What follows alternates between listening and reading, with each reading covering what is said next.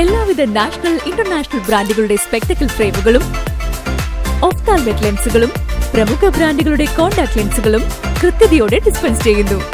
കാഴ്ചയുടെ പൊരുളറിഞ്ഞ പാരമ്പര്യം. കുന്നക്കൽ ഓപ്റ്റിക്കൽസ്, എരമല്ലൂർ.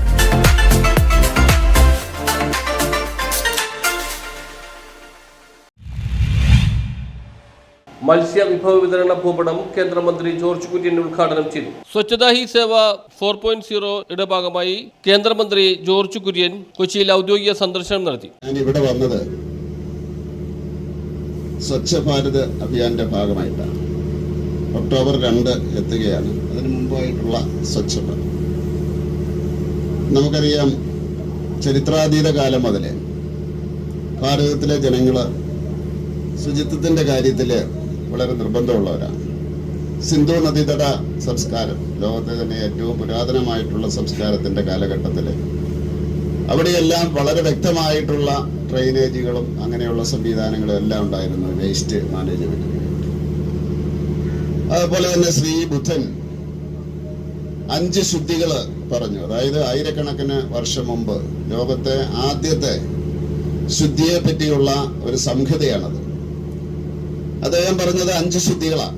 ഒന്ന് ശരീരശുദ്ധി, ആഹാരശുദ്ധി, വാക്ശുദ്ധി, നിങ്ങൾ രാഷ്ട്രീയക്കാരെ പോലെയുള്ളവരുടെ വാക്കുകൾ. മറ്റൊന്ന് മനഃശുദ്ധി, മറ്റൊന്ന് കർമ്മശുദ്ധി.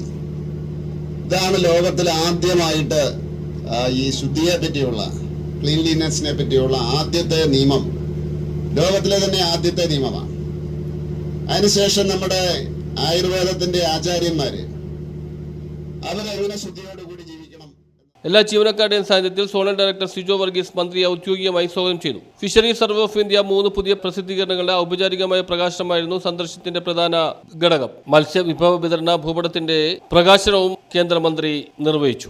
2014 ഒക്ടോബർ 2 സ്വച്ഛ ഭാരത് അഭിയാൻ ഉദ്ഘാടനം ചെയ്യുന്ന അവസരത്തിൽ മോഡിജി പറഞ്ഞു, എന്റെ പൂർവികരായിട്ടുള്ള എല്ലാ ഭരണാധികാരികളും ഭാരതത്തില് ഇതിനു വേണ്ടി ശ്രമിച്ചിട്ടുണ്ട് എന്ന് പറഞ്ഞിട്ടുണ്ട്. അപ്പൊ ജീവിതത്തിന്റെ ഭാഗമായിട്ട് മാറണം. അത് നമുക്ക് വേണ്ടിയല്ല, നമ്മുടെ അടുത്ത തലമുറയ്ക്ക് വേണ്ടി. കാരണം അത്രമാത്രം വേസ്റ്റ് വന്നിട്ട് മനുഷ്യനെ തന്നെ ബാധിക്കുന്ന രീതിയിലുള്ള ഒരവസ്ഥയിലേക്ക് മാറിയിരിക്കുകയാണ്. അതുകൊണ്ട് ഈ അവസരത്തില് ഞാൻ ഇന്ന് 2 ഇൻസ്റ്റിറ്റ്യൂട്ടുകളിൽ പോയിരുന്നു. രാവിലെ തൊട്ട് ഈ ഇൻസ്റ്റിറ്റ്യൂട്ടുകളിലാണ്. CMFRയും അതുപോലെ തന്നെ സിഫ്റ്റും അവിടെ പോയിരുന്നു. അത് കഴിഞ്ഞിട്ടാണ് ഇവിടെ വന്നത്. അപ്പൊ തീർച്ചയായിട്ടും ഈ എവിടെയൊക്കെയാണ് ഏതൊക്കെ മത്സ്യം എന്ന് അന്വേഷിക്കുന്നവരാണ് അല്ലെ ഫിഷറീസ് സർവേ ഓഫ് ഇന്ത്യ. മത്സ്യത്തിന്റെ കണക്കൊന്നും എടുക്കുന്നില്ല. സാധാരണ പറയാറുണ്ട്, ആകാശത്തിലെ നക്ഷത്രങ്ങളും കടൽ തീരത്തെ മണൽത്തരികളും എണ്ണാൻ പറ്റിയല്ലെന്ന്. എന്ന് പറഞ്ഞതുപോലെ ഈ മത്സ്യത്തെ എണ്ണാൻ പറ്റിയല്ല. ഫിഷറീസ് സർവേ ഓഫ് ഇന്ത്യ എന്ന് പറഞ്ഞാൽ ഇന്ന മത്സ്യം എവിടെയുണ്ട്, അങ്ങനെയല്ല നിങ്ങൾ ഇൻഫർമേഷൻ കൊടുക്കുന്നത്. ഇന്ന ഭാഗത്തുണ്ട്, അല്ലെങ്കിൽ ആ ഒരു പ്രത്യേക ഭാഗത്ത് അതിനെ പ്രൊട്ടക്ട് ചെയ്യേണ്ടതാണ്. News bureau, Kochi.